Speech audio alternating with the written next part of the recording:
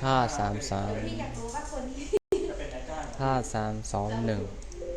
เช็คไลน์แล้วทีเนี้ยคือแบบกรรมกรที่ก็ต้องยิงแบบแต่ได้ว่าจะปิดกรรมกรมันลุยไปบ้านแบบไปมาลุยไปบ้านพอเข้าไปเบอร์ก็โอเคก็ไม่มีใครช่วยคนพอยไลน์แล้วนะครับไม่มีใครตอบก็เหมือนเมงลาวาคำยาเสีย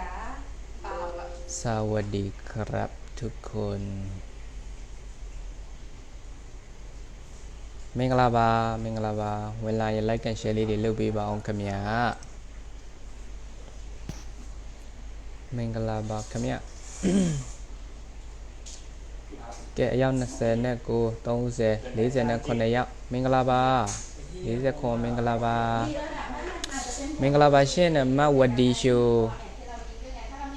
ဝရဒီရှိုလား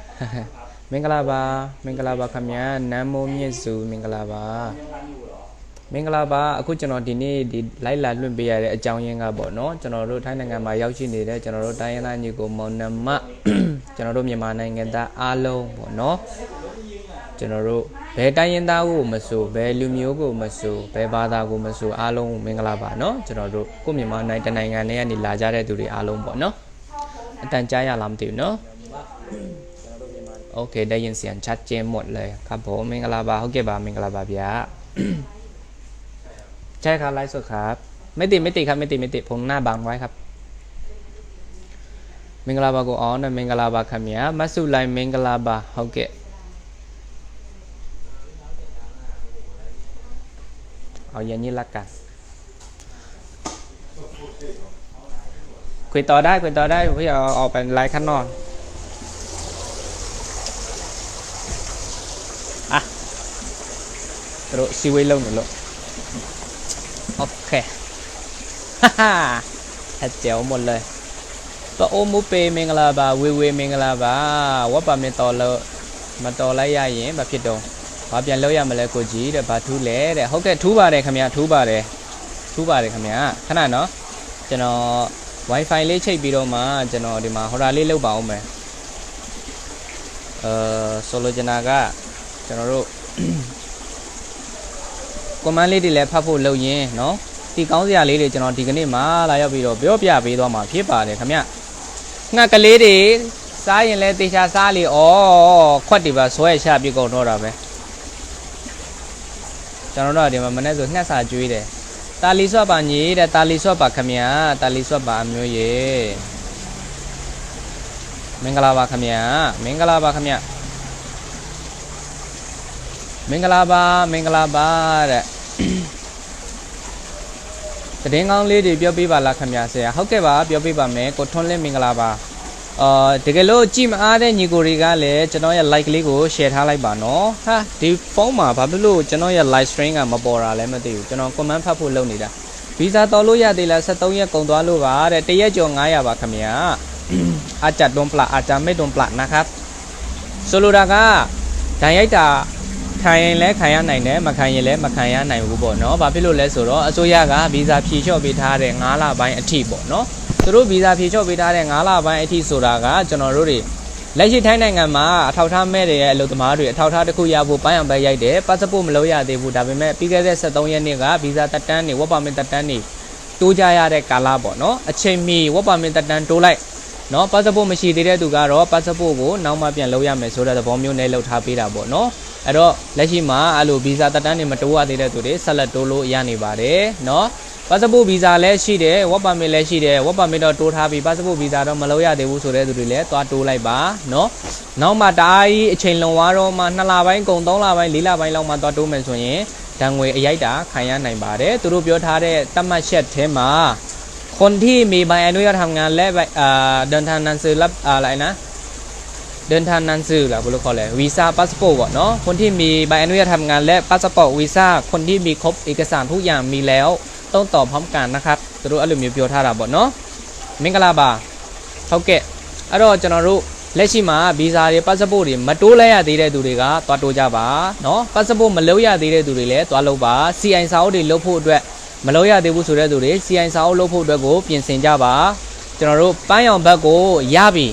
ဝက်ပါမစ်ကပြားလေးမထွက်သေးဘူးဒါပေမဲ့စာရွက်3ရွက်စာရွက်4ရွက်5ရွက်ဆိုတဲ့သူတွေလက်ရှိမှာစာရွက်3ရွက်ပဲရတဲ့သူတွေเนาะအဲ့တော့မိမိတို့ရဲ့ပွဲသားတွေကိုပြောပြီးတော့လုပ်ပါ နောက်တစ်ခုကျွန်တော်တို့ရုံးနဲ့လောက်ထားတဲ့သူတွေလည်းကျွန်တော်တို့အခုဒီမှာစိတ်ပူနေတယ်ပေါ့နော်ရုံးကိုနေ့တိုင်းလို့ကျွန်တော်တို့ဖုံးဆက်တယ်โอเคလုပ်ပေးမယ်ဒီလိုပဲပြောနေတယ်ဟုတ်ပြီကျွန်တော်တို့လက်ရှိမှာကျွန်တော်တို့ကတော့ဒီလက်ရှိလောသမားတွေဘက်ကပဲရက်တီပေးနေပါတယ်နော်လူချင်းမင်းတို့ပတ်စံနေပေးပြီးတော့ဟလာကျွန်တော်တို့ VIP တွေနဲ့လောက်ထားတယ်မရဘူးဆိုရင်ကျွန်တော်တို့လည်းလူချင်းမင်းတို့ဘက်ကနေရက်တီပြီးတော့မှကျွန်တော်တို့ဒါတွေကိုအမှုတွဲတွေတင်ပြီးတော့ကျွန်တော်လှုပ်ဆောင်သွားမှာပါမရတော့ဘူးလို့ပြောတာမဟုတ်ဘူးနော် fan high shot นะครับผม fan high ดีๆนะครับผมไม่ได้บอกว่าไม่ได้แล้วรอแป๊บหนึ่งนะครับ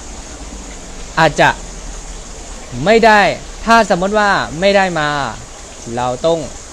งมีวิธีการนะครับผมรอแป๊บหนึ่งนะครับผมได้แน่นอนนะฟันให้ชัดนะครับฟันให้ดีๆติชานะเท่าเนาะကျွန်တော်ကမရတော့ဘူးလို့ပြောတာမဟုတ်ဘူးရမယ်ခဏဆောင်เนาะစောင့်လာခဲ့တာလဲကြာနေပြီဒါပေမဲ့ကျွန်တော်တို့လည်းသိတယ်အကယ်၍အစိုးဆုံးအခြေအနေမရတော့ဘူးဆိုရင်ကျွန်တော်တို့လူချင်းမင်းတို့ဘက်ကရက်တည်ပြီးတော့ကျွန်တော်တို့လှုပ်သိမ့်လှုပ်ထိုက်တာကိုလူချင်းမင်းတို့နဲ့အတူတူလှုပ်ရမှာဖြစ်ပါတယ်เนาะကျေးဇူးအများကြီးတင်ပါတယ်ဟုတ်ပြီအဲ့တော့ဆက်ပြီးတော့ကျွန်တော်တို့ပြောပါမယ်လက်ရှိမှာတချို့တော့ကိုယ်စလဲပွဲစားနိုင်နာတွေပေါ့နော်လက်ရှိထိုင်းနိုင်ငံဘန်ကောက်မြို့မှာအများကြီးရှိနေပါတယ်ဘော်နော်ကျော်ပါ9တန်းလိုင်စင်ကိုင်းဆောင်တဲ့ရုံးတွေလည်းအများကြီးရှိနေပါတယ်တချို့တွေရှိပါတယ်နော်လိုင်စင်အတုတွေလောက်ထားတာတွေတွေ့နေရပါတယ်ဒါမြည်သူမြည်ဝါရဲ့လို့တော့ကျွန်တော်တို့ကလက်ညှိုးထိုးပြီးတော့မိမောင်းထိုးပြီးပြောနေတာမဟုတ်ပါဘူးပြောပြတာမဟုတ်ပါဘူးเนาะကျွန်တော်တို့အတိပေးတာဖြစ်ပါတယ်လက်ရှိဒီအလုပ်တွေကိုလှုပ်ဆောင်တယ်လှုပ်ကင်တယ်ဆိုတာကမပင်ဖိတ်ကွတ်မိုင်းပေါ့เนาะ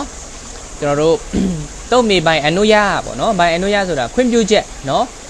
ခွင့်ပြုချက်တွေရှိရမှာဖြစ်ပါတယ်ခွင့်ပြုချက်ဆိုတာကတော့လက်ရှိအစိုးရကျွန်တော်တို့ဒီတရားဝင်ခွင့်ပြုထားတဲ့စာရွက်စာတမ်းတွေရှိရမယ်เนาะတကယ်တမ်းသူတို့အနေနဲ့ခွင့်ပြုမယ်ဆိုရင်တော့မှဒါထိုင်းနိုင်ငံသားအလုပ်ရှင်ဖြစ်ရမယ်เนาะအဲ့ဒါမျိုးတွေဖြစ်ပါတယ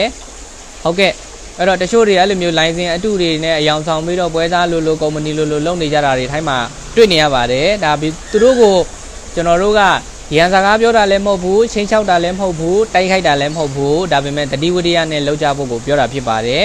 ်เนาะအဲ့တော့တချို့ကဘ9တန်းရှာဖို့အတွက်မလွယ်ဘူးတချို့တွေကလည်းဘ9တန်းမကဘူးဘတ်10တန်း15တန်းလောက်ထိချမ်းသာတဲ့သူတွေအများကြီးရှိပါတယ်မြန်မာပြည်သားတွေထိုင်းမှာတတိတွေအများကြီးရှိပါတယ်အဓိကပြောချင်တာကကျွန်တော်တို့အလုပ်ရှင်အလုပ်သမားကြားက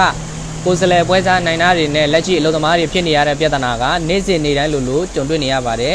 လစဉ်လတိုင်းလို့ကြုံတွေ့နေရပါတယ်နှစ်စဉ်နှစ်တိုင်းလို့ကြုံတွေ့နေရပါတယ်เนาะအဲ့တော့လောက်ခလာစာအပြေးဝမပေးလို့ဟလာတထေးကိုရန်ရှာခြင်းနဲ့ရန်ရှာလို့မရဘူးတထေးကလက်ထောက်မွေးထားတဲ့ဟလာမြန်မာစကားပြန်နေနဲ့ပဲရင်ဆိုင်ရတယ်ဖြည့်ရှင်းရတယ်မြန်မာပွဲစားတွေနဲ့ပဲတွေ့ရတယ်ဒါမျိုးပြဿနာလည်းအများကြီးပါအဓိကကကျွန်တော်တို့ပြောချင်တာအခုကပိုင်းအောင်ပဲပြန်ဖွင့်မယ်ဆိုပြီးတော့တချို့တွေကပတ်စံတွေကောက်နေပြီးစည်ရင်းတွေကောက်နေပြီးဒါမျိုးတွေပေါ့နော်ကြော့ပါရဲ့မြန်မာစကားပုံခိုင်ရိုင်းရိုင်းလေးနဲ့ပြောပါမယ်စင်လီခွေးမြော်တဲ့အလုပ်တော့မလုပ်ကြပါနဲ့လို့ပြောချင်ပါတယ်နော်အဲ့တော့ဒီစကားပုံကဘာလို့ဒီလိုမျိုးပြောရလဲဆိုတော့နော်မဖြစ်လာသေးတဲ့ဟာကိုမျှော်လင့်ချက်ပေးပြီးတော့မှအလုပ်သမားတွေစီကနေပတ်စံနေကြိုယူထားတဲ့နောက်တစ်ချိန်ဘာတွေဖြစ်လာမလဲဆိုတော့သူတို့ကိုယ်တိုင်လည်းမသိသေးဘူးနော်လက်ရှိမှာထိုင်းနိုင်ငံအစိုးရကနေပြီးတော့ဘာမှအစည်းအဝေးလည်းမလုပ်သေးဘူးမကြေညာသေးဘူးမပြောသေးဘူးလက်ရှိမှာသူတို့အနေနဲ့ဘာတွေလုပ်နေပြီလဲဆိုလို့ရှိရင်ကျွန်တော်တို့အဓိကအားဖြင့်တော့ကျွန်တော်တို့ရွှေပြောင်းမြန်မာလုပ်သားတွေအတွက်နော်ပိုင်းအောင်ဘက်တွေရိုက်ပေးခဲ့တဲ့နောက်ဆုံးမတ်တေဟာအဖွဲ့နော်ပတ်စပို့စာရွက်စာတမ်းတွေမပြည့်စုံတဲ့အတွက်လက်ရှိမှာ CN Center တွေကိုကျွန်တော်တို့နောက်ထပ်အချိန်ပိုရက်ပို့ပေးပြီးတော့မှနေ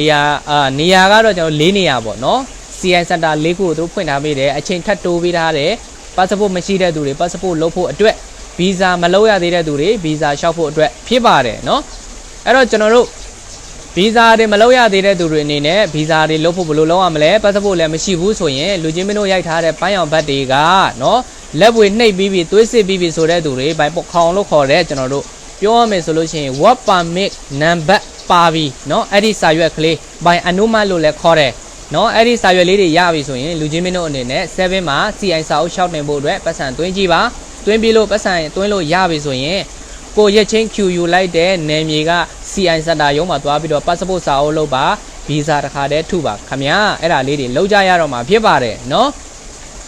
အဲ့တော့လက်ရှိမှာကျွန်တော်ကအမေးအများဆုံးမေးခွန်းနေပေါ့เนาะကျွန်တော်တို့မေးကြတယ်အခုဒီလကเนาะ2လပိုင်း1လလုံးကတက်တန်းတိုးတဲ့ကာလဖြစ်ပါတယ်တက်တန်းတိုးတဲ့ကာလဖြစ်တဲ့အတွက်လူချင်းမင်းတို့အနေနဲ့เนาะ passport စာအုပ်တွေကပွဲစားတယောက်နဲ့တယောက်မတူဘူးနိုင်နာတယောက်နဲ့တယောက်မတူဘူးတထေးတယောက်နဲ့တယောက်မတူဘူးကုမ္ပဏီတစ်ခုနဲ့တစ်ခုမတူဘူးလုပ်ပေးတဲ့ကိုယ်စားလှယ်ချင်းမတူပါဘူး နေတဲ့သူကနေတယ်လို့မြန်ပါတယ်များတဲ့သူကများရင်များတယ်လို့နှေးပါတယ်တချို့များပြီးတော့မြန်တဲ့သူတွေလည်းရှိပါတယ်နော်နေမြေကွာပါတယ်လူအများကြီးလက်ခံတယ်ဒါပေမဲ့မြန်တယ်ဘာလို့မြန်လဲနော်နေမြေကွာပါတယ်လက်ရှိထိုင်းနိုင်ငံမှာကျွန်တော်တို့မြန်မာနိုင်ငံသားလာအိုနိုင်ငံသားမြန်မာကမ္ဘောဒီးယားဗီယက်နမ်ဒီ၄နိုင်ငံသားအတွက်ကို passport တက်တန်းနေ visa တက်တန်းနေ work permit တက်တန်းနေလုပ်ပေးတဲ့နယ်မြေဂျဟာငံယုံ10ခုရှိပါတယ်ဥပမာအနေနဲ့မြင်သာအောင်ပြောရမယ်ဆိုရင်ကျွန်တော်တို့မြန်မာနိုင်ငံမှာလိုမျိုးရန်ကုန်ရှိမယ်မန္တလေးရှိမယ်နော်နေပြည်တော်ရှိမယ်ပြည်မနာရှိမယ်တောင်ကြီးရှိမယ်မနာပဲခူးရှိမယ်နော်မြစ်ကြီးနားရှိမယ်ဟာလာကရင်ပြည်နယ်ရှိမယ်ရခိုင်ပြည်နယ်ရှိမယ်ရှမ်းပြည်နယ်ရှိမယ်ဒါမျိုးတွေနယ်မြေတွေခွဲထားတဲ့လိုမျိုးထိုင်းနိုင်ငံမှာလည်းအဲ့ဒီလိုမျိုးပဲကျွန်တော်တို့မြန်မာနိုင်ငံသားတွေကဟောဒီတနေရာထဲမှာအလုပ်လုပ်ကြတာမဟုတ်ဘူးဟောဒီနားမှာလည်းလုပ်တယ်ဟောဒီနားမှာလည်းလုပ်တယ်ဟောဒီနားမှာလည်းလုပ်တယ်နော်ဒါဘုန်းကြီးတရားဟောသလိုပဲတေချာကိုဇပစီတွင်းကြအသေးစိတ်ရှင်းပြတာတော့မှတချို့ကလောကနားမလဲတဲ့လူရှိတယ်နော်အဲ့ဒါကြောင့်ကျွန်တော်ဒီလောက်ထိအချိန်ပေးပြီးတော့စိတ်ရှိရှိနဲ့ရှင်းပြပေးတာအဲ့တော့အခုကာလကတက်တန်းတိုးကာလဖြစ်တဲ့အတွက်ကျွန်တော်တို့လက်ဖလောင်းယုံနဲ့တက်တန်းတိုးထားတဲ့သူတွေမရသေးပါဘူးခင်ဗျာနော်တချို့စာအုပ်တွေရပြီတချို့စာအုပ်တွေမရသေးဘူးအဲ့တော့ကျွန်တော်တို့ကနေပြီးတော့စာအုပ်တွေကိုတိုးလိုက်တဲ့အခါမှာကျွန်တော်တို့တအုပ်စာနှုတ်စာပြီးတယ်ဆိုရင်ကျွန်တော်တို့သွားမယူဘာဖြစ်လို့လဲသိလားအများနဲ့အဲ့ဒီမှာတောမောမှာအပ်ထားရတာဖြစ်တဲ့အတွက်တခါတလေမှာကျွန်တော်တို့ကြုံတွေ့ရတဲ့ပြဿနာကစာအုပ်တွေပျောက်တယ်စာအုပ်တွေကျန်တယ်တချို့စာအုပ်တွေလွဲယူသွားတယ်တချို့ပွဲသားသူဟာမှန်းမသိငါဟာမှန်းမသိဟောဒီကတောမောယုံတယုံမှာဒီနယ်မြေမှာလုံသမားအများဆုံးရှိတယ်ဆိုရင်အဲ့ဒီနယ်မြေလုံသမားအများဆုံးကဒီယုံကိုပဲလာတာကျွန်တော်တို့ဂျားတွေကဝန်ဆောင်ပေးတဲ့ယုံတွေနေမဲ့အလုံများတာမဟုတ်ဘူးအဲ့ဒီကတောမောယုံတွေဂျဟာငံယုံတွေမှာလည်းအလုံများပါတယ်ခင်ဗျဟောဒီကအလုံသမားတွေကအားလုံးကစုပြီးတော့အဲ့ဒီယုံတွေမှာပို့ကြတာနော်အဲ့ဒီအတွက်သူတို့မှလည်းအဲ့လိုမျိုးဒစိတ်တုံးထူရတာတွေစာရစာရန်ပြင်ဆင်ရတာတွေစီစေးရတာတွေသူတို့တွေကကျွန်တော်တို့တဲ့10ဆပို့ပြီးတော့အလုပ်ရှုပ်ပါတယ်လက်ဖလောင်းယုံနဲ့လှုပ်ထားတဲ့သူတွေစာအုပ်တွေလာယူလို့ရပြီဆိုရင်ကျွန်တော်ပြောပါမယ်ဖန်ဟိုက်ရှတ်นะครับผมဖန်ဟိုက်ဒီนะครับတေချာနားထောင်ပါ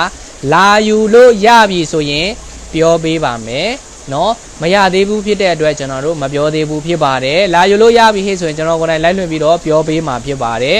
်နော်လက်ရှိကျွန်တော်တနေ့ကဗီဒီယိုတစ်ပုဒ်တင်ပေးထားပါတယ်အခုဗီဇာတက်တန်းဝက်ပါမင်တက်တန်းနေတိုးတယ်ဟုတ်ပြီဝက်ပါမင်တက်တန်းတိုးတယ်တချို့တွေကျွန်တော်ကိုမေးကြတယ်အခုရေးကျွန်တော်တို့မှာဝက်ပါမင်စာအုပ်ကြီးရှိတယ်ပန်းရောက်ကကြီးရှိတယ်အခုကျွန်တော်တို့တက်တန်းတိုးတော့ဘာဖြစ်လို့စာရွက်ပဲပြန်ရလာတာလဲဆိုပြီးမေးကြတဲ့မေးခွန်းဒီကနေ့ထပ်ပြီးတော့ဖြေကြားပေးမှာဖြစ်ပါတယ်ကျွန်တော်တို့ဝက်ပါမင်တက်တန်းတိုးတဲ့အခါမှာပြည်စာဗိုက်စိစာရွက်ပဲရမှာဖြစ်ပါတယ်အဲ့ဒီစာရွက်တင်တဲ့အတူတူနောက်ပိုင်းမှာကျွန်တော်တို့အစိုးရကသူတို့ပြောထားပုံအရဆိုလို့ရှိရင်စမတ်ကပြန်လုံးရမယ်လို့ပြောပါတယ်နော်အရင်ကလိုမျိုးစာအုပ်တွေထဲမှာတုံးခုပေးရမဟုတ်ဘူးအခုကသူတို့က online ကနေပြီးတော့ key common နဲ့ online ပေါ့နော်ကျွန်တော်တို့ online website ကနေပြီးတော့မှသူတို့ကစည်ရင်းတင်ပြီးတော့လုပ်ပေးရတာတက်တန်းတိုးတဲ့ကိစ္စကိုလုပ်ပေးရတာပတ်စံရှင်းရတာဖြစ်ပါတယ်အကယ်၍ပတ်စံရှင်းလို့စည်ရင်းမှားသွားတယ်စည်ရင်းတွေပို့သွားတယ်လိုသွားတယ်ဆိုရင်ဂျဟာငံယုံဒီမှာကိုယ်တိုင်သွားပြီးတော့စာရွက်စာတမ်းနဲ့တကွာပြန်ပြီးတော့တိုက်ယူပြီးတော့စစ်ဆေးရတာဖြစ်ပါတယ်ခင်ဗျနော်ဟုတ်ကဲ့ပါခင်ဗျာရပါတယ်ခင်ဗျာကျွန်တော်ပြောတာကတော့ဒီလတလလုံးကတက်တန်းတိုးကာလဖြစ်တဲ့အတွက်ဒီလကုန်လုံးရှင်အားလုံးဒီပါရပါလိမ့်မယ်နော်ကျွန်တော်တို့လက်ဖလောင်းကုမ္ပဏီကြီးနဲ့ပဲလှုပ်ထားတဲ့သူမှမဟုတ်ဘူးအပြင်မှာလှုပ်ထားတဲ့ကိုယ်စားလှယ်ပွဲစားတွေနဲ့လှုပ်ထားတဲ့သူတွေတချို့တွေရနေပါပြီတချို့တွေမရသေးပါဘူးတချို့တွေလုပ်ကိုမလုပ်ရသေးတဲ့သူတွေရှိပါတယ်နော်ဆိုလိုလာကတော့ဟိုတက်တန်းမတိုးရသေးတဲ့အလုပ်သမားတွေကိုပြောတာနော်လုပ်ကိုမလုပ်ရသေးဘူးဆိုတာကနော်မိမိတို့စည်ရင်းတွေသွင်းပြီးပတ်စံတွေသွင်းပြီးလိုအပ်တဲ့စားစရာအကုန်အပ်ထားပြီးဆိုတဲ့သူတွေကအချိန်မီသူတို့လှုပ်ထားပေးပြီးပါပြီလိုအပ်တဲ့စာရွက်စာတမ်းတွေပရင်းပြန်ထုတ်ရမှာတွေတွားယူရမှာတွေပြန်စစ်ဆေးရမှာတွေတိုက်ယူရမှာတွေနော်တက်တန်းတစ်နှစ်တိုးထားတဲ့ဟာတစ်နှစ်ပြည့်အောင်ရရလားနှစ်နှစ်တိုးထားတဲ့ဟာတစ်နှစ်ပဲရတာလားဒါမျိုးပြဿနာတွေရှိပါတယ်အဲ့တော့တိုက်ယူရမယ့်အခြေအနေတွေရှိပါတယ်နော်အဲ့တော့လူချင်းမင်းတို့အနေနဲ့ကလက်ရှိမှာကျွန်တော်တို့တက်တန်းတွေတိုးထားရင်စာရွက်ပဲရတဲ့သူတွေကအဲ့ဒီစာရွက်လေးတွေကိုတေချာသိမ်းပါနောက်ပိုင်းမှာတို့အနေနဲ့ကစာအုပ်ပြန်ထုတ်ပေးမလားဒါမှမဟုတ်ကတ်ပြန်ရိုက်ပေးမလားဆိုတာတခုလာပါလိမ့်မယ်လက်ရှိမှာကျွန်တော်သိထားတဲ့လောက်ကစာရွက်တွေကင်ထားတဲ့သူတွေပေါ့နော်ပြေစာရတဲ့သူတွေနော်သူတို့အနေနဲ့ကဘာရမလဲဆိုတော့စမတ်ကပြန်ထုတ်ရမယ်လို့ပြောပါတယ်နော်မိမိနေထိုင်တဲ့ရက်ကွက်အနီးကပလဲယုံမှာတဲ့တိုင်ပြောလျှောက်လို့ရပါတယ်ဗျာဘရိုတဲ့ဘာကိစ္စကိုပြောရလဲခင်ဗျာဘာကိစ္စကိုပြောတာလဲခင်ဗျာဩ တတိမကလာစာမပေးလို့တဲ့ဧကဇန်စာရွက်နဲ့တိုင်လို့ရလားတဲ့လာစာဆိုရင်တိခံပြီးခဏစောင့်တာကောင်းပါတယ်ဗျာတလားနလားဆိုသွားတိုင်လို့ရပါတယ်ဗျာဟုတ်ကဲ့မှန်ပါတယ်အဲ့ဒီအကိုလေးအောက်ကရှင်းပြပေးတာလက်ရှိကိုနေဆက်ရရုံးမှာတိုင်ဖို့လိုလိုက်တိုင်လို့ရပါတယ်ဒါပေမဲ့မြန်မာပြည်သားတယောက်ကကိုယ့်ရဲ့တတိအလုတ်ရှင်ကိုပြန်ပြီးတော့တိုင်နေဆိုရင်တနည်းအားဖြင့်နားလည်အောင်ပြောရရင်တရားစွဲတာပဲဖြစ်ပါတယ်အဲ့တော့တရားစွဲမယ်ဆိုရင်ရှစ်တင်ငှားရမယ်ကိုကမတောက်တစ်ခေါက်နဲ့တော့သွားလို့မရဘူးသူတို့ဘက်ကကိုယ့်ကိုပြန်ပြီးတော့ရှုပ်ကင်မယ်ဆိုရင်ကိုကအနာဖြစ်ပါတယ်နော်ကိုကအောက်ကဖြစ်ပါတယ်ဘာဖြစ်လို့လဲဆိုတော့သူတို့ကနေပြီးတော့ကိုကိုလောက်ကြံပြီးတော့လဲတရားစွဲလို့ရတယ်ရှေ့ဒီမှာတက်တေတာရကတွေအများကြီးရှိခဲ့ပါတယ်နော်အဲ့တော့လူချင်းမင်းတို့အနေနဲ့တထေးကကိုလာစာမပေးလို့ဆိုလို့ရှိရင်ကိုကနေပြီးတော့အရင်ဦးဆုံးကိုဘက်ကခိုင်လုံနဲ့တက်တေတွေရှာရမယ်လာစာဘယ်နှလာစာမပေးတာလဲဘယ်နေရာနဲ့စပြီးမပေးတာလဲဘယ်လောက်ရမှာလဲနော်အဲ့တော့လာစာတောင်းတဲ့တထေးကနေပြီးတော့ကိုဟိုတောင်းမှန်ပြောထားတဲ့အစင်မပြေသေးလို့ဒီမှာကုန်ပစ္စည်းတွေရောင်းမထွက်လို့ပတ်စံမရလို့ဒါကြောင့်မလို့ကိုတထေးနဲ့အလုပ်ရှင်အလုပ်သမားညှိနှိုင်းပြီးတော့မှသိခံပေးပါအောင်ဒါမျိုးလေးပြောထားတဲ့ကာလမှာတော့ကိုကအတင်းအာရမကြီးလုပ်လို့မရဘူးပေါ့နော်ဘာလို့လဲဆိုတော့အလုပ်ရှင်အလုပ်သမားကြားထဲမှာနော် understanding လို့ခေါ်တဲ့နားလည်မှုရှိရမယ်နော်အဲ့တော့နားလည်မှုတစ်ခုပေးရမယ်အဲ့လိုမှမဟုတ်ဘူးတထေးကကိုတမင်တကာညစ်ပတ်ပြီးတော့မှပုံမှန်ရှင်းပေးရမယ်လာစာလည်းမပေးဘူးလာစာလည်းအပြည့်မပေးဘူးလောက်ခလာစာမပေးတဲ့ပြင်ဆဲဆိုကျိန်းမောင်းနဲ့ချင်းလျှောက်တယ်ဆိုရင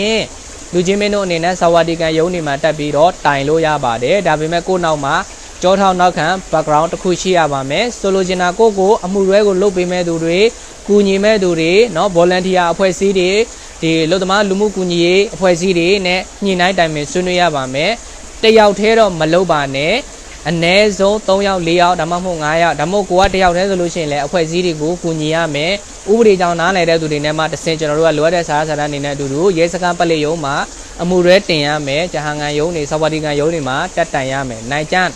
နော်လောက်ခလာစာမပေးဘူးဒါမျိုးတွေပြောရမှာဖြစ်ပါတယ်ခင်ဗျနော်ဒါကစိုးရင်လို့ပြောပြပေးတာဖြစ်ပါတယ်မင်္ဂလာပါတဲ့ဘတ်တစ်ဘယ်တော့ဖွင့်မလဲဖွင့်မယ်လို့တော့ပြောတယ်ဘယ်တော့လဲတော့ကျွန်တော်တို့မသိပါဘူးခင်ဗျစောစောပိုင်းကကျွန်တော်ပြောရင်းနဲ့စကားကိုဆက်ပြောပါမယ်ဘတ်တစ်လို့ဖို့ဆိုပြီးတော့တချို့နေရာတွေမှာတချို့ကိုယ်စားလှယ်ပွဲစားတွေကျွန်တော်တို့နာမည်စရင်ကောက်တာတွေရှိတယ်နော်ပတ်စံကောက်တာတွေရှိတယ်ဒါမျိုးတွေပေါ့နော်အဲ့တော့နာမည်စရင်လုပ်ဖို့အတွက်နာမည်စရင်ပေးရင်ပေးထားဒါပေမဲ့ပတ်စံတွေကြိုတင်ရှင်းတာမျိုးတော့မလုပ်ပါနဲ့အောင်နော်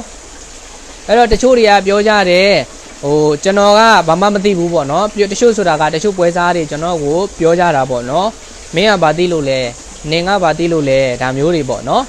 ်တချို့ပွဲစားတွေနော်ပြောရမယ်ဆိုလို့ရှိရင်ဘယ်လိုခေါ်မလဲစကပုံခိုက်ရိုင်းလေးနှိုင်းနေတာရုပ်တရက်ဆိုရင်အုံနောက်ထဲမှာမထွက်ဘူးဖြစ်နေတာသင်ပေးတာနော်ထိုင်းပလိတ်တွေကိုသင်ပေးတာလဲမြန်မာတွေပဲနော်တချို့ထိုင်းနေကိုစာတက်သွားအောင်သင်ပေးတာလဲမြန်မာတွေပဲတချို့အလုတ်ထဲကဝနတွေအလုတ်ခေါင်းဆောင်တွေလီဒါထိုင်းလူမျိုးတွေကိုစာတက်သွားအောင်သင်ပေးတာလူဘာဝတက်သွားအောင်သင်ပေးတာမြန်မာပြည်သားတွေကိုနိုင်ထက်စီးနှင်းလှုပ်တက်အောင်သင်ပေးတာလဲမြန်မာတွေပဲเนาะမြန်မာတွေပဲဆိုတာအားလုံးကိုပြောတာเนาะအဲ့ဒီထဲမှာတိုင်းရင်းသားလည်းပါမယ်မြန်မာလူမျိုးစစ်စစ်လည်းပါမယ်တိုင်းရင်းသားဆိုတဲ့နေရာမှာဘယ်တိုင်းရင်းသားမစိုးဘယ်သူရဲ့လွတ်လက်ညှိုးထိုးပြီးမပြောဘူးကောင်းတဲ့သူကိုမပြောဘူးမကောင်းတဲ့သူတွေနွားတွေလိုမျိုးပဲကိုယ်ခေါက်ပေါ်မှာပါတဲ့တဘိုးတဲ့ကိုပဲကြည့်တဲ့သူတွေအတွက်ကိုပြောတာဖြစ်ပါတယ်เนาะတချို့တွေကကိုယ့်ဘိုးဝဲကြည့်ပြီးတော့เนาะဥပမာပြောရမယ်ဆိုလို့ရှိရင်เนาะမဟာချိုင်ဘက်မှာပလိတ်ရဲ့လက်ပါစီလုံးနေတဲ့မြန်မာစကပြန်စောက်တက်ကြီးတွေเนาะအဲ့ဒါမျိုးတွေဖြစ်ပါတယ်ဒါနမူနာပုံစံပြောပြတာဘယ်သူပဲဝါရဲလို့တော့ကျွန်တော်မပြောဘူးเนาะမြန်မာပြည်သားကိုဖမ်းခိုင်းတယ်မြန်မာပြည်သားကဖမ်းမိတယ်ပလိတ်ရုံးကိုခေါ်လာတယ်โอเคစော်တော်ရောက်တယ်မကြောက်ကြအောင်ချင်းချောက်တယ်ပတ်စံတွေတောင်းတယ်เนาะစကပြန်ပြန်ပေးတဲ့လူကဒါမျိုးတွေဖြစ်ပါတယ်ဒါဥမာပြောပြချင်တာအဲ့တော့တချို့တွေအဲ့လိုမျိုးပြောကြတယ်ဟိုကျွန်တော်ကိုအပြစ်ပြောတာပေါ့နော်မင်းကဘာသိလို့လဲငါတို့နယ်မြေကငါတို့ကဂျာငါရုံနေတဲ့တွားပြီးပေါင်းထားတာအမှန်တော့မဟုတ်ဘူးရောအင်းပတ်စံဒီလိုပေးတာပတ်စံပေးပြီးတော့မှဘယ်လိုပဲဝါပါညာနေရာတကာပတ်စံနဲ့လမ်းခင်းတာနော်အဲ့ဓာတွေကကောင်းတဲ့နေရာရှိသလိုမကောင်းတဲ့နေရာရှိပါတယ်အသုံးချတတ်ရင်ဆေးဖြစ်ပါတယ်အသုံးမချတတ်ရင်ကိုမြန်မာတနိုင်ငံလုံးကအလုတ်လာလုတ်နေတဲ့အလုတ်သမားတွေအတွက်ကိုလေဘင်းကိုကိုယ်တိုင်ကြိုးကွင်းပြန်ဆွတ်တာနဲ့တူနေပါတယ်ရွှေဘယ်လိုပဲငါကလေးတွေနော်အဲ့တော့ဟိုတချို့ကအဖားလွန်တာ အဖားလိုတဲ့အခါကျတော့ဘာတွေဖြစ်လာလဲမြန်မာပြည်သားတွေစီကနေပြီးတော့ပတ်စံဒီလိုရမှန်းသိနေတဲ့အတွက်အခုကြည့်ပန်းအောင်ပဲလုပ်ပေးတဲ့ကိစ္စမှာသူတို့တွေအနေနဲ့ပြီးခဲ့တဲ့နောက်ဆုံးပန်းအောင်ပဲရိုက်ပေးလိုက်တဲ့အဖွဲကိုပဲကြည့်သူတို့အနေနဲ့တစ်နှစ်စာပေးလိုက်လို့ရတယ်2023ကနေ2024စာအထိကိုပေးလိုက်လို့ရတယ်ဒါပေမဲ့သူတို့မပေးဘူး2022เนาะကျွန်တော်တို့8လပိုင်းမှာစတင်ပြီးတော့မှကျွန်တော်တို့ဘက်ကိုရိုက်ခွင့်ပေးတယ်เนาะသူတို့အနေနဲ့ကအစောပိုင်းကြီးညာထားပေးတယ်เนาะ9လပိုင်း4လပိုင်းလောက်ကလေးကအတန်နေထွက်နေတဲ့ပိုင်းအောင်ပဲရိုက်ပြီးမယ်ဩနောက်ဆုံးအမိန့်ချမှလိုက်တယ်အတီးပြုတ်လိုက်တယ်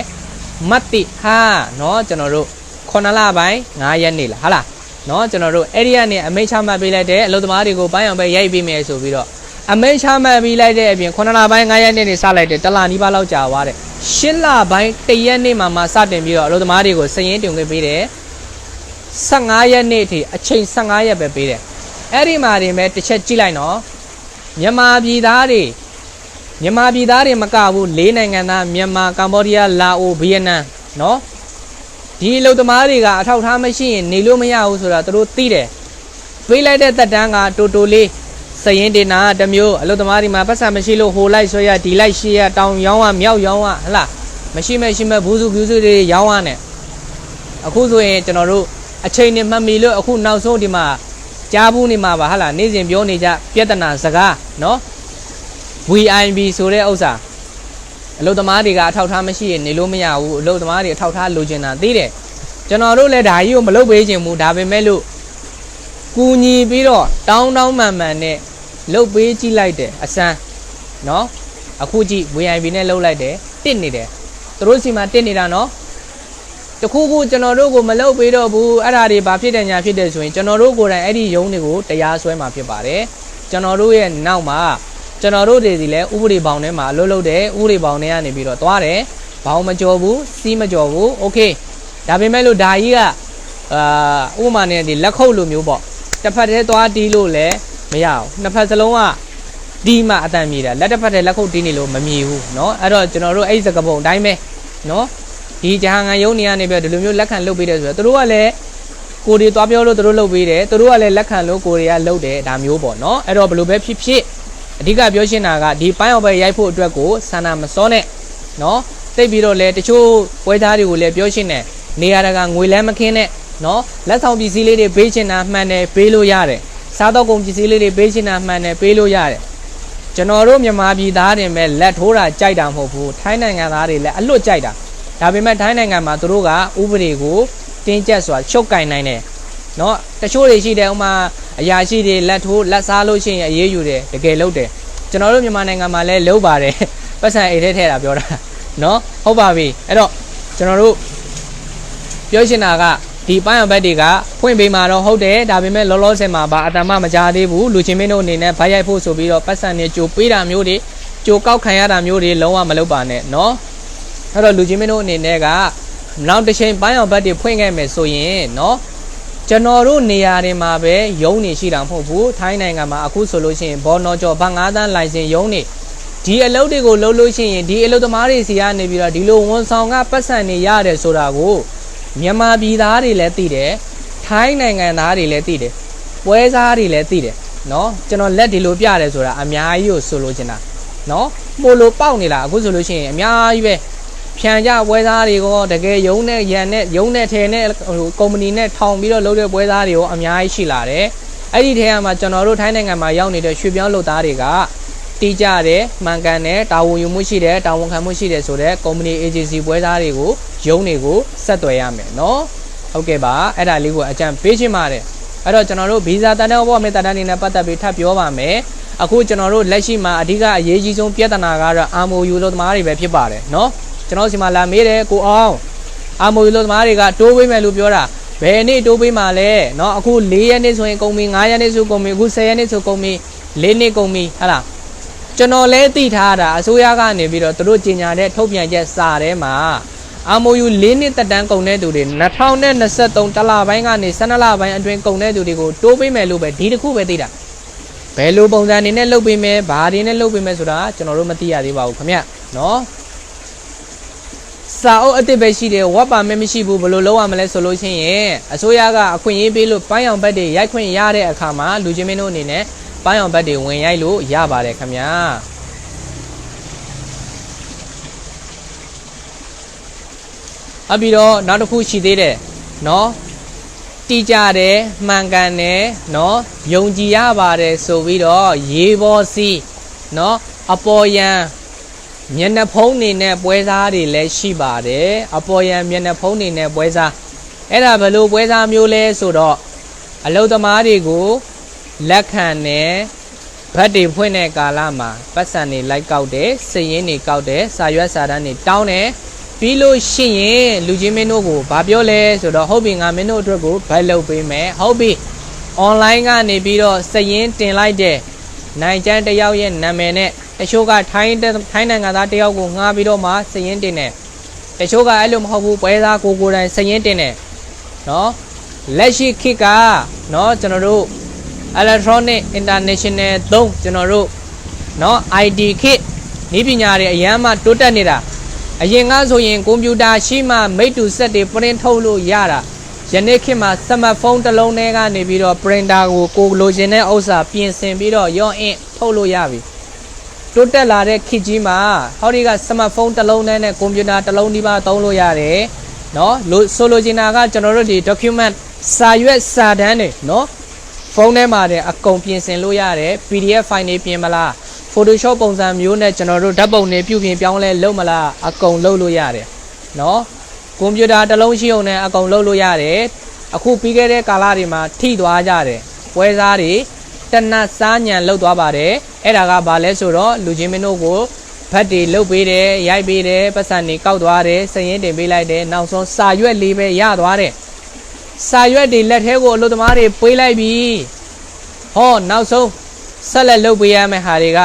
ကသွေးစစ်ရမှာတချို့ပွဲစားတွေသွေးမစစ်ရဘူးသွေးမစစ်ခိုင်းဘူးပန်းရောင်ပဲရိုက်တယ်ဆိုလို့ရှိရင်အလုပ်သမားအစ်စ်ကသွေးစစ်ကိုစစ်ရတယ်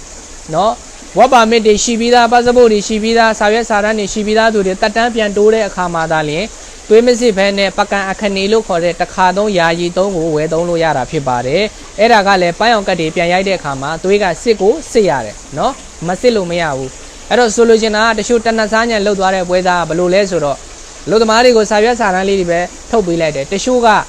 နော်စာရွက်အစ်စ်တောင်ပေးတာမဟုတ်ဘူးဖုန်းနဲ့ဓာတ်ပုံရိုက်ပြီးလမ်းပို့ပေးလိုက်တာနော်မိတ်တူပေးလိုက်တာတချို့ကအစ်စ်ကိုသူတို့တင်ထားတယ်ဘာလို့တင်ထားလဲဆိုတော့နောက်ကြရင်သူနဲ့လာမလုပ်တော့မှာဆိုလို့နော်တခါတည်းရှုပ်ထားတာအဲ့ဒါမျိုးတွေရှိတယ်တချို့ကတနတ်စားညံဘယ်လိုလုပ်လဲဆိုရင်အလုပ်သမားတွေအဲ့ဒီစာရွက်တွေပဲပေးလိုက်တယ်ကြံတဲ့ကိစ္စသူမသိဘူးဝါပါမေကတ်တွေဆက်လက်ထုတ်ပေးရမှာတွေသူမသိဘူးမလုပ်ပေးတော့ဘူးပတ်စပို့တွေလုပ်ပေးရမှာတွေသူမသိဘူးမလုပ်ပေးတော့ဘူးနော်ဝါပါမေခါတွေတွင်းပေးရမှာတွေသူမသိဘူးမလုပ်ပေးတော့ဘူးလက်ပွေနေတဲ့အဆင့်တွေသူတို့ရအောင်လုပ်ရင်လုပ်ပေးတယ်အဲ့နောက်မှကိစ္စသူမသိဘူးပွဲစားဆက်သွယ်ကြည့်လိုက်ဖုံးမကင်တော့ခေါ်ထုတ်ခါစပ်ပိတ်သွားပြီဒါမျိုးတွေရှိပါတယ်နော်အဲ့တော့ဒါတိုက်ခိုက်တဲ့စကားတော့မဟုတ်ဘူးကျွန်တော်တို့ကရှင်းချိန်တက်အောင်စဉ်းစားတတ်အောင်ပြောပြတာဖြစ်ပါတယ်နော်တစ်ချက်ပြောပြပါတဲ့မတ်ကျူကျူဝင်းကဗာမေးတာလဲခင်ဗျမေးခွန်းလေးတွေမေးပါကျေးဇူးအများကြီးတင်ပါတယ်ခင်ဗျနော်အလဲနဲ့လာပြီးထိုင်းကလုတ်ပေးတဲ့ပန်းအောင်ကန်နဲ့ပြန်လုပ်လို့ရလားအကိုတဲ့ကိုမင်းထက်ဦးအလဲလာတဲ့သူတွေကအစိုးရကခွင့်ပြုတဲ့ကာလတုန်းကသူတို့ဗီဇာပေးပါတယ်အခုတော့နောက်ပိုင်းတော့အဲ့ဒီအလဲလာတဲ့သူတွေကိုဗီဇာပေးဖို့မလွယ်ဘူးလို့သိရပါတယ်ခင်ဗျဟုတ်ကဲ့ပါကျိန်စာထောက်သားမြဲတဲ့ကမုံဘဝဂလက်စားတဲ့ဟုတ်ကဲ့ကျေးဇူးအများကြီးတင်ပါတယ်အဲ့တော့တနေ့တုန်းကလည်းပြဿနာတစ်ခုတက်သွားပြီပေါ့နော်အဲ့ဒါဘာလဲဆိုတော့ဒီသတင်းကအရင်းမြစ်ကိုတော့ကျွန်တော်တို့ကအများကြီးမသိဘူးကျွန်တော်ကလူတစ်မျိုးကိုမသိတဲ့အကြောင်းအရာတစ်ခုကိုဘယ်တော့မှကျွန်တော်ရန်တမ်းပြီးမပြောဘူးကိုမကျွမ်းကျင်တဲ့နယ်ပယ်မှာဘယ်တော့မှကျွန်တော်အကြာကြီးမနေဘူးကျွန်တော်အကြီးအလုပ်ကိုဘယ်တော့မှမလုပ်ဘူးကိုမသိတဲ့အလုပ်ကိုသိချင်တဲ့စိတ်ဝင်စားတယ်ဆိုရင်အရင်ဦးဆုံးလေ့လာတယ်စုံစမ်းတယ်သိကြပြီဆိုမှကျွန်တော်တို့ပြောပါတယ်เนาะကျွန်တော်တို့အထိပ္ပယ်မရှိတဲ့စကားကိုမပြောပါဘူးခင်ဗျအဲ့ဒါကျွန်တော်ရဲ့အကျင့်တစ်ခုကျွန်တော်မကျွမ်းကျင်အရာတစ်ခုကိုကျွန်တော်ဘယ်တော့မှမလုပ်ဘူးကျွန်တော်ဂနာနာမသိတဲ့အကြောင်းအရာတစ်ခုကိုကျွန်တော်ဘယ်တော့မှမပြောဘူးဒီနေ့တုန်းကပြဿနာတစ်ခုတက်တယ်အားလုံးလည်းသိပြီးကြပြီဖြစ်မှာပါပွဲစားတစ်ယောက်အသက်ခံရတယ်တဲ့သတင်းက 3-4 မျိုးလောက်ထွက်တယ်တချို့တွေကပြောတာကြတော့ဒီပွဲစားကတဲ့နော်ဟိုဒါပြောတာမဟုတ်ဘူးနော်သူများတွေပြောတဲ့သတင်းကိုပြန်ပြောပြမှာနော်ဒီပွဲသားလုပ်တဲ့သူကတဲ့ လို့သမားတွေစီကပတ်စံနေယူတယ်တဲ့ပြီးတော့အလုံးမချပေးဘူးမပေးဘူးတဲ့ပြီးတော့တချို့မိန်းကလေးတွေဆိုလို့ရှိရင်လည်းခေါ်လာတယ်တဲ့အလုံးချပေးမယ်ပြောပြီးတော့အခန်းငှားပြီးတော့အိတ်လိုက်တယ်တဲ့ဒီလိုမျိုးထွက်တဲ့သတင်းကတခုဒါကာယကံရှင်တွေဘက်ကမိသားစုတွေကြားရင်စိတ်မကောင်းဖြစ်ဦးမယ်ကျွန်တော်ပြောတာမဟုတ်ဘူးနော်ရွှေသူများတွေပြောနေကြတာကိုပြောပြတာတချို့ကြတော့လည်းအဲ့လိုမဟုတ်ဘူးပြောပြတာကဒီပွဲစားကိုလေးကစိတ်ကောင်းတယ်တဲ့ဒီငှက်ကလေးကလည်းသွားနော်စိတ်ကောင်းတယ်တဲ့အလုတ်ချပေးတယ်တဲ့ဒါပေမဲ့သူ့ကိုမတမာတဲ့လူတွေကတတ်တာပေါ့နော်တတ်တဲ့လူတွေကပွဲစားဇိုးတွေတဲ့ဒါမျိုးတွေဖြစ်ပါတယ်နော်သတင်းတွေကမျိုးစုံထွက်နေတာဘယ်လိုပဲဖြစ်ဖြစ်နော်အဲ့တော့ဟိုတချို့တွေပွဲစားလုပ်မယ်ဆိုလို့ရှိရင်လည်းပြောပြချင်တာကဒီလိုကုမ္ပဏီရုံးတွေမှာသွားပြီးတော့အလုတ်လျှောက်ကျွန်တော်တို့ဒီရုံးမှာနေပြီးတော့မှလုပ်လို့ရှိရင်ဒါမျိုးတွေဖြစ်ပါတယ်နော်အဲ့တော့ပွဲစားတွေကအခုချိန်မှာလေဟိုပြောစိတ်အောင်တုံကိုဒုံးနဲ့ထိုးလိုက်တယ်လို့မျိုးပဲပြောင်းအောင်တုံကိုသွားပြီးတော့ဆွလိုက်တယ်လို့မျိုးပဲအများကြီးပဲပွားလာကြတာပေါ့နော်အဓိကကတော့ကျွန်တော်တို့ရွှေပြောင်းလုပ်သားတွေကအဓိကရင်ဆိုင်ရမှာကပွဲစားပဲတခုခုလုပ်မယ်ဆိုရင်ပွဲစားကိုဖျက်ကျော်ပြီးမှပဲလုပ်နေရတာအဲ့တော့ဒါကထိုင်းအစိုးရကတော့သူတို့သတ်မှတ်ထားတဲ့အတိုင်းဈေးနှုန်းတက်တာနဲ့ပဲပေးတာပါပဲဒါပေမဲ့လို့ကျွန်တော်တို့တွေလက်ရှိမှာပွဲစားတွေကိုဖျက်ကျော်ပြီးတော့မှလုပ်ရတာဖြစ်တယ်အဲ့တော့ကျွန်တော်တို့ပွဲစားကားတွေပေးရတယ်ဝန်ဆောင်ကားတွေပေးရတယ်အခုဆိုလို့ရှိရင်ထိုင်းလူမျိုးတွေလည်းသိလာပြီဘလို့သိလာလဲဆိုတော့ကျွန်တော်တို့မြန်မာပြည်သားတွေကပဲသင်ပေးလိုက်တာဗမာပြည်သားတွေစီကနေပြီးတော့ဟုတ်ပြီအစိုးရသတ်မှတ်တဲ့ဈေးဝက်ပါမေခ1500ဗီဇာ1000ဟလာဒါမျိုးတွေပေါ့အစိုးရသတ်မှတ်ဈေးကနော်ဘာ9000မကျော်ဘူးပြောပြတာဒါပေမဲ့လို့ဝန်ဆောင်မှုတွေနဲ့လုပ်ပေးရတဲ့ခါကျတော့ဝန်ဆောင်ကားတွေယူတယ်စားရတဲ့သွားပေးကားတွေလုပ်ပေးကားတွေတထင်းငါးကားတွေနော်အဲ့ဒါမျိုးတွေပေးရတဲ့ခါကျတော့ဈေးနှုန်းတွေကကြီးသွားတာအဲ့တော့သူတို့အစိုးရတွေကိုဖြည့်ရှင်းပြီးတော့ပြောတဲ့အခါမှာအစိုးရဘက်တွေကလည်းဘာပြောလာလဲဆိုတော့ပေးရမှာပဲတဲ့ဘာမှမထူးဘူးတဲ့ဘာလို့လဲဆိုတော့ဒါတွေကအလုပ်သမားတွေကိုယ်တိုင်လည်းလုပ်လို့မရဘူးတဲ့သူတို့သတ်မှတ်ထားတဲ့ဥပဒေကြီးကတထေးကိုယ်တိုင်ကလည်းလုပ်ပေးရမယ်တထေးကိုယ်တိုင်၌ကထိုင်းလူမျိုးဖြစ်ပြီးတော့မလုပ်တတ်တဲ့ခါကျတော့လုပ်တတ်တဲ့ဒီပွဲသားလို့ခေါ်တဲ့မြန်မာလူမျိုးတွေပွဲသားတွေကိုပြန်ဆက်သွယ်နေရတယ်တထေးကိုယ်တိုင်ကအဲ့လိုမျိုးတွေဖြစ်နေတာထိုင်းစာမဖတ်တတ်တဲ့ပွဲသားမြန်မာပြည်သားကိုပြန်ပြီးတော့အားကိုးနေရတဲ့တထေးတွေတပုံကြီးရှိတယ်နော်ထိုင်းစာမဖတ်တတ်တဲ့ပွဲသားလည်းရှိသလိုထိုင်းစာဖတ်တတ်တဲ့ပွဲသားလည်းရှိပါတယ်အများကြီးပါပဲတင်တန်းတွေကဖွင့်มาပါခင်ဗျာအကုန်ငင်းအောင်ရေးကျွန်တော်တို့ပြောထားတဲ့အတိုင်းပဲပေါ့နော်ဒီကျွန်တော်တို့ဒီ2လပိုင်းအကုန်3လပိုင်းထဲမှာကျွန်တော်တို့အပြီးတော့ဖွင့်နိုင်အောင်စူးစမ်းနေပါတယ်ဒီတကြံမတိုင်ခင်ပေါ့နော်ဒါလည်းနည်းနည်းကြုံတော့ပြောလာအောင်မယ်ကျွန်တော်တို့ဒီ PC လက်ဖောင်းနဲ့အနီးပေါ့နော်လက်ဖောင်း98မှာကျွန်တော်တို့office ရုံးတစ်ခုဖွင့်ဖို့ရှိပါတယ်အဲ့ဒီမှာတော့ကျွန်တော်တို့ကလက်ရှိမှာအလုပ်လုပ်ချင်တဲ့သူတွေမှာဒီအားနည်းချက်ပေါ့ကိုမြန်မာနိုင်ငံသားဘာသာစကားအားနည်းတယ်လုပ်ငန်းအတွေ့အကြုံအားနည်းတယ်ဥပမာကျွန်တော်တို့အိမ်အလုပ်လုပ်မယ်ဆိုရင်ဒီအမျိုးသမီးတယောက်ကအိမ်အလုပ်လုပ်ချင်တယ်နော်ထိုင်းစကားတော့တက်တယ်အိမ်အလုပ်မလုပ်ဘူးမိမိประสบการณ์လို့ခေါ်တယ်မိမိประสบการณ์ပေါ့နော်အတွေ့အကြုံမရှိတဲ့အခါမှာကျွန်တော်တို့ကအိမ်အလုပ်လုပ်မယ်ဆိုရင်တို့သင်တန်း training ပေးမှာနော်ထမင်းမချက်တဲ့ရင်ထမင်းချက်ခိုင်းမယ်ထမင်းချက်တာကတော့အဲ့ဒီကလူတွေစားဖို့ချက်တာပေါ့လေနော်အဲ့မဲ့တို့ချက်ခိုင်းမယ်ပြီးရင်မီးဘူးတိုက်ခိုင်းမယ်သင်တန်းပေးတာနော်ပြီးလို့ရှိရင်ကျွန်တော်တို့အိမ်သာဆေးတာရေချိုးကန်းနေဆေးတာမှန်နေတုတ်တာအိမ်တိန်ကိုတန့်ရှင်းအောင်လုပ်တာပစ္စည်းတွေသူ့ညာနဲ့သူထားတာအဲ့လိုမျိုးလုပ်တဲ့နေရာတွေမှာအခေါ်အဝေါ်အခိုင်းစေတဲ့နေရာတွေမှာစကားအသုံးလုံးလေးတွေနော်တချို့တထေးကရှီညိုးလို့ခေါ်တယ်နော်လက်ညှိုးထိုးပြီးခိုင်းတာอันนี้เอาไปนู่นตรงนั้นไอ้นั้นเอาไปตรงนี้ตรงนู้นตรงนั้นอันนู้นนี่นั่นเนี่ยအဲ့လိုမျိုးခိုင်းတာအဲ့တော့တချို့ဗမာပြည်သားကသူတို့သိထားတဲ့စကားလုံးတွေကသူတို့မရင်းနှီးတဲ့စကားလုံးတွေကြားတဲ့အခါမှာမလုပ်တတ်ဘူးအဲ့တော့တထေးတွေကစိတ်မရှိဘူးဆဲတယ်စူတယ်ဆိုတယ်အဲ့တော့အဲ့လိုမျိုးတွေမဖြစ်အောင်ကျွန်တော်တို့သင်တန်းတွေပေးမယ်အလုပ်တွေရှာပေးမယ်ထိုင်းစကားတွေသင်ပေးမယ်ဒါမျိုးတွေပေါ့နော်ကျွန်တော်တို့ plan တွေရှိပါတယ်လိုက်တစ်ခါလွှင့်ထားပေးဘူးတဲ့ကြည်ဘူးတဲ့သူတွေသိပါလိမ့်မယ်နော်ဟုတ်ကဲ့ပါအဲ့တော့ကျွန်တော်တို့တခြားအကြောင်းအရာတွေဆက်သွားရအောင်မမြင့်မြင့်သိမင်္ဂလာပါအမကြီးနေကောင်းကြလားနော်အဲ့တော့ဒီဘက်ကတော့သူတို့ပြန်ဖွင့်ပေးလိုက်အောင်မယ်ဘယ်တော့လဲဆိုတော့ကျွန်တော်တို့မသိရဘူးเนาะဘက်ခေါ်တဲ့ဝက်ပါမင်းမရရတာမကြသေးဘူးတဲ့ဝက်ပါမင်းတက်တန်းတိုးရတယ်စီအန်စားလို့ရတယ်တဲ့တခါတည်းတက်တန်းတိုးရတာဟုတ်ပါသလားတဲ့မှန်ပါတယ်ခင်ဗျာအခုအစိုးရကသူတို့နောက်ဆုံးပြီးခဲ့တဲ့ဒီနောက်ဆုံးရိုက်ပေးလိုက်တဲ့အဖွဲ့တွေပေါ့เนาะလက်ထဲကိုဘက်ကရတာဘယ်တော့မှမကြသေးဘူးเนาะတချို့ထိုင်းလူမျိုးတွေတောင်ကြောင်လောင်ဖြစ်သွားတယ်เนาะထိုင်းတထေးတွေတောင်ကြောင်လောင်ဖြစ်သွားငုံမထိုင်ဘတ်စီချုံဖူးမှာဖုန်တိုက်ဘတ်မှာဟောหมดอายุแล้วเอาอะไรวะชิบหายအဲ့လိုမျိုးပြောကြတယ်ပေါ့เนาะအဲ့တော့ထိုင်းတထေးတွေတောင်သူတို့တွေကြောင်သွားတယ်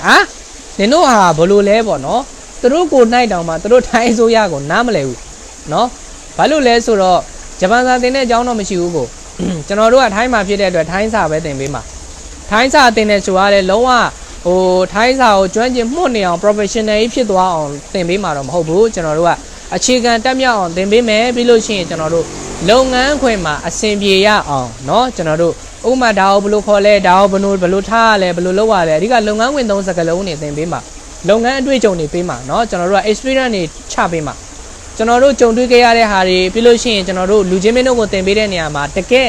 ်မဲဘန်းเนาะထိုင်းနိုင်ငံမှာအဲ့အလုပ်ကိုကျွမ်းကျင်စွာလှုပ်လာခဲ့တဲ့သူတွေရဲ့အတွေ့အကြုံတွေကိုလူချင်းမင်းတို့ကိုသင်ပေးမှာပြောပြပေးမှာအဲ့ဒီခါမှာကျွန်တော်တို့ကနေပြီးတော့အလုပ်သမားတွေဟုတ်ပြီအလုပ်လာစမှတ်တယ်တဲခိုဖို့အတွက်နေရာတွေစီစဉ်ပေးမယ်သင်တန်းတွေလုပ်ပေးမယ်စာတွေသင်ပေးမယ်အလုပ်ကြောင်းတွေပေးမယ် training တွေဆင်းပေးမယ်ပြီးလို့ရှိရင်ကျွန်တော်တို့တထေးတွေနဲ့ interview လုပ်ခိုင်းမယ်တထေးတွေနဲ့တိုက်ရိုက် video conference လို့ခေါ်တဲ့ကျွန်တော်တို့ video call နဲ့စကားပြောရမယ်เนาะတချို့တထေးကလူကိုယ်တိုင်မလာနိုင်ဘူး video call နဲ့ interview တယ်တချို့တထေးကလူကိုယ်တိုင်အလုပ်သမားကိုလာတွေ့တယ် okay ဒီလိုမျိုးခုံမှာသူနဲ့ကိုယ်နဲ့မျက်နှာချင်းဆိုင်ထိုင်ပြီးတော့သူလိုချင်တဲ့အချက်လက်တွေသူတို့ပြောတယ်ဥပမာအဖြစ်ကျွန်တော်တခုပြောပြမယ်เนาะကျွန်တော်တို့စီမှာအလုပ်လာလျှောက်သွားတယ်အလုပ်လာလျှောက်တဲ့အလုပ်လာရှာတဲ့အလုပ်သမားလာရှာတဲ့တထေးတယောက်ကသူနဲ့သူမိန်းမနဲ့လာတယ်ပြီးတော့သူကနေပြီးတော့အလုပ်လာလျှောက်တယ်ပေါ့เนาะအလုပ်သမားကိုရှေ့မှာထားပြီးတော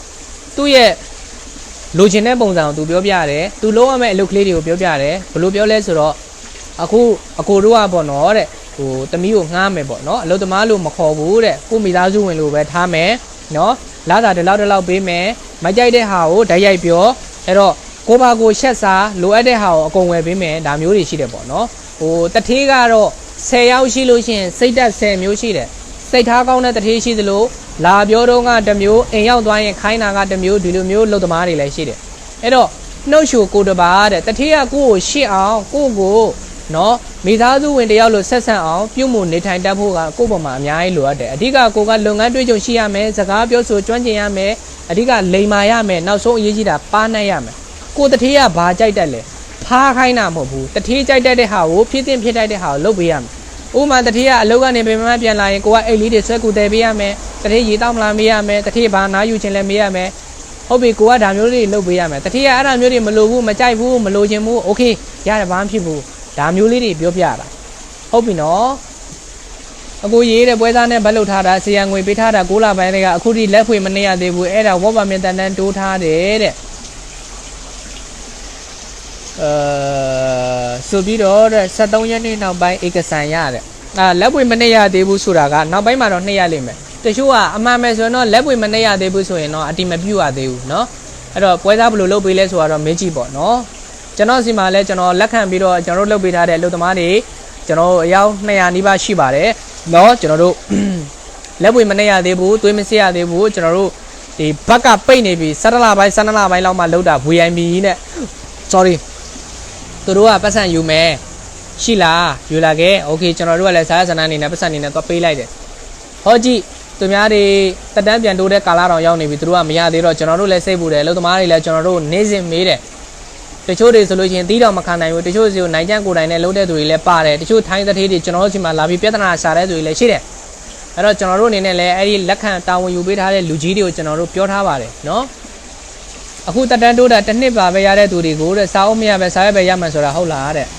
ဟုတ်ကဲ့လက်ရှိအခုနောက်ဆုံးပန်းအောင်ပဲရိုက်တဲ့အဖွဲ့တွေတခြားလေးနားထောင်ပါဗတ်ရိုက်တဲ့အဖွဲ့တွေလူချင်းမင်းတို့အနေနဲ့အပြာရောင်ဝတ်ပါမစ်စာအုပ်လုံးဝမရပါဘူးလူချင်းမင်းတို့အနေနဲ့ဘာရမလဲဆိုရင်ဝတ်ပါမစ်ကပ်ပြားရမှာဖြစ်ပါတယ်အခုဝတ်ပါမစ်စာအုပ်ရှိတယ်ပန်းအောင်ကတ်ရှိတယ်နော်ဆိုတဲ့သူတွေဝတ်ပါမစ်ကပ်ပြားရတယ်အပြာရောင်ကနေဟိုအပြာစာအုပ်ကနေပြီးတော့အစားတို့ပန်းအောင်ကပ်ပြားနော်ဝတ်ပါမစ်ကပ်ပြားရတဲ့သူတွေအခုတက်တန်းတိုးတဲ့အခါမှာလောလောဆယ်မှာစာရွက်ပဲရပါလိမ့်မယ်နောက်ပိုင်းမှာလူချင်းမင်းတို့ကိုကပ်ပြားပြန်ရိုက်ခိုင်းပါလိမ့်မယ်ခင်ဗျာနော်အဲ့တော့ဗတ်ရိုက်တဲ့သူတွေအားလုံးနားထောင်ပါကျမတို့ဝတ်ပါမစ်စာအုပ်ရမှာလားရမှာအဲ့လိုမျိုးတွေးနေတဲ့သူတွေဝတ်ပါမစ်စာအုပ်မပေးပါဘူးခင်ဗျာသူတို့အနေနဲ့ဝတ်ပါမစ်ကပ်ပြားပေးမှာပါเขาไม่ได้ให้เล่นสีน้ำเงินแล้วนะครับผมสมุดสีน้ำเงินนะเขาไม่ให้แล้วนะครับที่เขาให้มาก็คือเป็นใบอนุญาตทำงานนะครับเป็นบัตรสมัครการ์ดนะครับผมเขาเรียกว่าอิเล็กทรอนิกส์การ์ดนะครับผมเขาให้การ์ดบัตรแบบนี้นะครับเขาไม่ได้ให้เล่นสีน้ำเงินแล้วนะครับผมเขาไม่ให้แล้วต่อไปเขาเปลี่ยนเป็นบัตรสมัครการ์ดแล้วนะครับเนาะအဲ့တော့တချို့တွေမေးကြတာမသိဘူးပေါ့နော်ဟုတ်ကဲ့ပါမင်္ဂလာပါမင်္ဂလာပါ အာမိုယူ၄နှစ်သမားတွေဘလို့အချိန်နေလဲတဲ့ပြန်တော်ပေးမယ်လို့ပဲပြောပါတယ်တခြားအကြောင်းအရာတော့ကျွန်တော်တို့မသိပါဘူးဗျဝတ်ပါမစ်ရော CI တက်တန်းရောကုန်သွားပြီတဲ့ကုန်တာတစ်လလောက်ရှိပြီပြန်တော်လို့ရသေးလားမရတော့ပါဘူးကုန်သွားပြီကြော်လွန်သွားပြီသေသွားပြီဆိုရင်ဘာမှလုပ်လို့မရတော့ဘူးเนาะအလဲဗီဇာ BJ ပြောင်းလို့ရလားအကိုတန်ယုံမှာဆက်သွယ်ကြည့်နော်တန်ယုံမှာမြန်မာတန်ယုံမှာဆက်သွယ်ကြည့်ပါနောက်တစ်ခုကျွန်တော် passport လုံးမဲ့သူတွေအနေနဲ့ပြောပါအောင်မယ် passport အနီအောင်စာအုပ်လုံးမဲ့သူတွေအနေနဲ့ကျွန်တော်တို့ရှင်းမိုင်မှာရှိတဲ့ကျွန်တော်တို့ passport ရုံးကတော့လုပ်ပေးလိုက်မယ်ဟောဒီဘန်ကောက်မြို့စာထောမှာရှိတဲ့ passport ရုံးကတော့လုပ်ပေးမလားမလုပ်ပေးဘူးလားတော့မသိဘူးခုနေ့ကသူတို့ထုတ်ပြန်တဲ့စာထဲမှာသူတို့လုပ်ပေးမယ်ဆိုတဲ့အကြောင်းအရာလုံးဝမပါဘူးရှင်းမိုင်မှာရှိတဲ့ကျွန်တော်တို့ passport စာအုပ်ထုတ်ပေးတဲ့ရုံးကတော့ passport စာအုပ်တွေပြန်လဲပေးလိုက်မယ်အဲ့တော့လက်ရှိဘန်ကောက်မြို့မှာထိုင်းနိုင်ငံမှာရောက်နေတဲ့သူတွေ passport စာအုပ်အနီအောင်ကုန်လို့အနီအောင်ထိုင်းနိုင်ငံမှာပဲလဲကျင်တယ်ဆိုရင်ရှင်းမိုင်မှာရှိတဲ့ရုံးကိုတွားပြီးတော့လဲရမှာဖြစ်ပါတယ်เนาะအားလုံးကိုကျေးဇူးအများကြီးတင်ပါတယ်ကဲမင်္ဂလာပါအားလုံးပဲမင်္ဂလာပါခင်ဗျာเนาะအဲ့တော့ကျွန်တော်ဒီ live ကို down နဲ့ပဲရနာချင်ပါတယ်နေ့လယ်12နာရီကျရင်လူချင်းမင်းတို့အတွက်ကို live တစ်ခေါက်ပြန်ပြီးတော့လွှင့်ပေးပါလေဦးမယ်အဲ့ဒီခါကျရင်တော့အလုတ်ရှာဖွေခြင်းတဲ့သူတွေအလုတ်လျှောက်တဲ့သူတွေအနေနဲ့လူချင်းမင်းတို့အလုတ်လျှောက်တဲ့ live တွေကိုလာနားထောင်ရမှာဖြစ်ပါတယ်သွေးစစ်ထားတာကတဲ့ဆေးရုံဘက်အတွက်လာရှင်တဲ့ဒါတွေစစ်ရအဲ့ဒါတွေတာစစ်ထားရတာပါတဲ့စာရွက်တရက်နဲ့ဝတ်ပါမဲ့ကတ်အဟောင်းလေးပေးတယ်တဲ့ကျန်တာဘာမှမရသေးဘူးအခုတက်တန်းတိုးဖို့လုံအားခကနေဖြတ်ခံနေရတယ်ရှင် passport BJ စာအုပ်ကလည်းတက်တန်းပြန်တိုးဖို့ပြန်ပေးထားရတယ်ရှင်သွေးစစ်တယ်ဆိုတာကိုယ်တိုင်ဆေးရုံမှာသွားပြီးတော့စစ်ရတာလားဒါမှမဟုတ်ရင်ဘာမှစစ်တာလဲပေါ့နော်ပုံမှန်စစ်တယ်ဆိုရင်ကျွန်တော်တို့ကျမ်းမာရေးအာမခံဘတ်ပရကန်စုကဖာလို့ခေါ်တယ်အဲ့ဒါတွေလုပ်ရပါတယ်ကျွန်တော်တို့ကတားမြစ်ထားတဲ့ယောဂါတွေပေါ့ဥပမာအနာကြီးယောဂါဆင်စရောက်ယောဂါ AIDA ယောဂါเนาะဘီဘိုစီဘိုယောဂါเนาะအသိအောင်အတဝါယောဂါစသည်အပြင်ပေါ့เนาะကျွန်တော်တို့တွေ syphilis ပေါ့เนาะဝါနလိုတို့เนาะအဲ့ဒါမျိုးတွေယောဂါတွေဖြစ်ပါတယ်အဲ့ဒီယောဂါတွေမရှိဘူးဆိုရင်ဆေးအောင်ပါတယ်ပေါ့เนาะမအောင်လို့ရှိရင်လည်းသူတို့ကနေပြီးတော့စစ်ပေးတယ်စေကူတာမှုခံယူခိုင်းတယ်ပြီးတော့မှဆက်စစ်ခိုင်းတယ်ပေါ့เนาะမြန်မာပြည်သားမှန်သမျှထိုင်းနိုင်ငံမှာအလုပ်လုပ်ခွင့်တောင်းခံတယ်လို့ဝါပါမင်းလျှောက်ထားတယ်ဆိုရင်သွေးစစ်ရတယ်เนาะယောဂ6မျိုးစစ်ပေးရပါတယ်ပြီးရင်ကျန်းမာရေးအာမခံဝယ်ထားပေးရပါတယ်တချို့ကလည်းပကံဆန်ခုံလုပ်တယ်ပေါ့เนาะဟုတ်ကဲ့မင်္ဂလာပါကိုအောင်ရေးတယ်မင်္ဂလာပါဟုတ်ကဲ့ပါအကိုကြီးဝါပါမင်းကစာအုပ်ရမှာလားကတ်တော်ထားတာလေတဲ့စာအုပ်မရဘူးသူတို့အနေနဲ့ကပ်ပြားပဲပြန်ထုတ်ပေးလိုက်မယ်စာရွက်ထဲကြရှိရတယ်တဲ့ကုန်ကြငွေရေးထားတဲ့ဟုတ်ကဲ့အကိုရှင်းမိုင်မှာတက်လို့တာ8000ကုန်နေတဲ့စာရွက်ထဲကြရှိရဆိုတာလက်ရှိတန်ယုံနေမှာလုတ်ပေးတဲ့အစိုးရတတ်မှတ်ထားတဲ့နှုံထားကဘလောက်မှမကုန်ပါဘူးခင်ဗျာဘတ်2000မကျော်ပါဘူးခင်ဗျာရှင်းပြောရရင်ဒါပေမဲ့ကျွန်တော်တို့ကအဲ့ဒီကိုလုတ်တဲ့အခါမှာ Q တစ်ခုရဖို့အတွက်ကိုမလွယ်ပါဘူး Q တွေတောင်းရပါတယ်တချို့ Q တွေကပွဲသားတွေကလုတ်ပေးတာဆိုလိုချင်တာကကျွန်တော်တို့ BJ စာအုပ်တော့လဲဖို့အတွက်ကိုကျွန်တော်တို့ passport တွေမရှိဘူးsorry စာရက်စာတမ်းတွေမကင်တတ်ဘူးဖောင်တွေမဖြည့်တတ်ဘူးဆိုရင်ကျွန်တော်တို့ကအဲ့ဒါတွေပွဲသားကိုငှားပြီးတော့လုပ်ရတယ်မသွားတတ်ဘူးအထဲကိုမဝင်တတ်ဘူးဆိုရင်ပွဲသားကိုငှားပြီးတော့ကျွန်တော်တို့ကမေးရတယ်လုပ်ရတယ်အဲ့ဒီအတွက်ကျွန်တော်တို့ဈေးနှုန်းကဒီလောက်ပေးရတယ်နော်8000ဘတ်နော်ပေးရပါတယ်နော်အဲ့တော့ passport စာအုပ်တော့ကိုမြန်မာငွေနဲ့တွက်ကြည့်လိုက်ဘယ်နှသိန်းလောက်ကုန်ကြနေလဲဆိုတာနော်မြန်မာနိုင်ငံမှာလောက်တာမှအရင်တော့ဆိုလို့ရှိရင်6000လောက်ပဲကြတာအများဆုံးဟိုပေးဒီပေးနေမှာနော်အဲ့တော့ဟိုပေးဒီပေးနေမှာ6000လိုက်ကြတဲ့စာအုပ်လောက်ကြတဲ့စာအုပ်ကနော်အထဲထဲကိုဝင်ပြီးလို့ရှိရင်ပတ်စံဘယ်နှသွင်းရမှန်းမသိဘူးဖောင်ကမှတင်ရမှန်းမသိဘူးဓာတ်ပုံဘယ်မှာရဲရမှန်းမသိဘူးဖောင်ဘလို့စီရမှန်းမသိဘူးဆိုတဲ့သူတွေကအထဲထဲကပွဲသားတွေကိုငှားကြရတဲ့အခါမှာရဲကြီးတွေပေးရတယ်ဂိတ်ကြီးတွေပေးရတယ်စာရွက်စာတမ်းရေးပေးကတွေပေးရတယ်ဟိုလို့ဒီလုံးနဲ့အနည်းဆုံး6000 3သိန်းလောက်ဖြစ်သွားတယ်နော်အဲ့ဒါမျိုးတွေဖြစ်ပါတယ်အခုထိုင်းမှာဆိုလို့ရှိရင်မြန်မာငွေနဲ့ပြန်တွက်ကြည့်လိုက်ရင်အနည်းဆုံး passport စာအုပ်တော့ကို6သိန်းဝန်းကျင်လောက်ပေးနေရတယ်ဟုတ်ကဲ့နော်ကျွန်တော်ဗမာပြည်သားဖွတ်တက်ပြင်းတက်ဖြစ်ပါတယ်ဝါပါမင်းဗီဇာတော်ထားတာသွားယူရပြီလားတဲ့ကျွန်တော်တို့ရုံးနဲ့လှုပ်ထားတဲ့သူတွေမရသေးပါဘူးရရင်ကျွန်တော်ပြောပေးပါမယ်တော်မောရုံးမှာတနေ့ကသွားယူကြည့်လိုက်တဲ့တချို့စာအုပ်တွေအကုန်မပြီးသေးဘူးတချို့စာအုပ်တွေအကုန်ပြီးပြီပေါ့နော်ပြီးတဲ့သူလည်းရှိတယ်မပြီးတဲ့သူလည်းရှိတယ်ပေါ့နော်ကဲအဲ့တော့ကျွန်တော်တို့အနေနဲ့ရွှေပြောင်းလို့သားတွေအနေနဲ့ကျွန်တော်တို့ဗီဇာတက်တန်းတွေဝါပါမင်းတက်တန်းတွေပါမစ်တက်တန်းတွေတိုးမယ်ဆိုရင်လူချင်းမင်းတို့အနေနဲ့က passport ဗီဇာဝါပါမင်းတက်တန်းတွေကိုလုပ်ဖို့အတွက်ကိုကျွန်တော်တို့အများကြီးလိုအပ်ပါတယ်နော် တန်နေကြားနေရဘာလဲမသိဘူးဩဖော်လမိုင်းလိမ္မော်သီးလာရောင်းတာကဲဟုတ်ကဲ့ပါကျေးဇူးအများကြီးတင်ပါတယ်